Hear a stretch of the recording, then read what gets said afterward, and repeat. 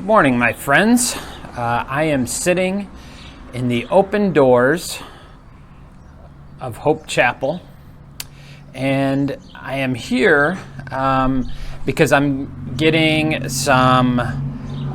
lot of questions about when we are going to return to our normal services.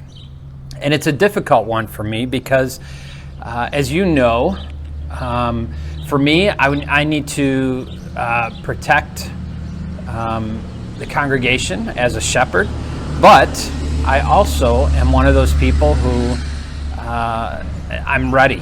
I'm ready to get back into this, and I am not, was not ever real fearful of this thing to begin with, and so it's a tough spot to be in, and I would probably have our doors open at this point if it were solely up to me. But that being said, the president's message on Friday was encouraging. We need more churches and people in churches than we need people in liquor stores. And I think that's a great statement by the president. However, that being said, the church doors are opened up.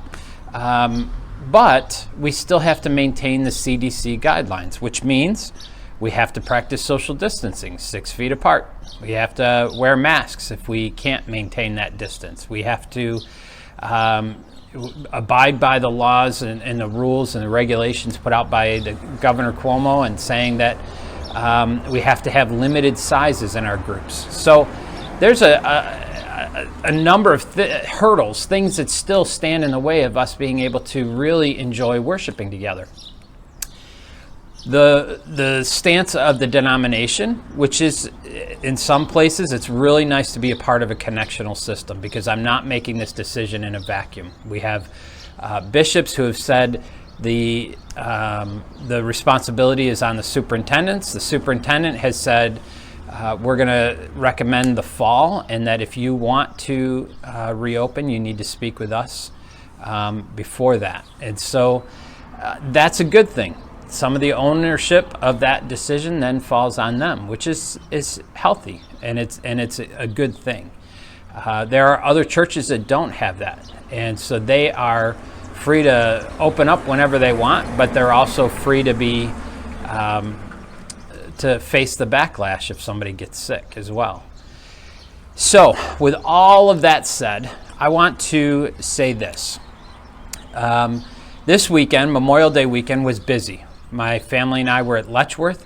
They were so full that they stopped people coming in different parking areas because there was no parking. It was the busiest I've ever seen the park. I know the beaches in Rochester were the same way. A lot of the Lakers came down and were here on Silver Lake this weekend. Lots and lots of people were interacting. And I am of the mindset, let's wait a week or two and see if cases spike. If they don't spike, then we start pursuing maybe going forward a little bit more aggressively. But for now, we will continue to do our online services. We'll continue to encourage from a distance. We will continue to offer small groups. If you are interested in starting a small group, please let me know. We need to get folks into those groups so they can get reconnected. And be encouraged, folks. This is not a political attack in any way. This was not a conspiracy in any way. This was a pandemic. And it was a gift in many ways. We have a return to our families and the return to importance of being together. We've taken a much needed rest from our schedules. And I think there's a lot that we can take out of this that we can be encouraged by. So hang in there, folks. We will be meeting again in the future, and I can't wait for that day. God bless, and we will see you again later this week, perhaps.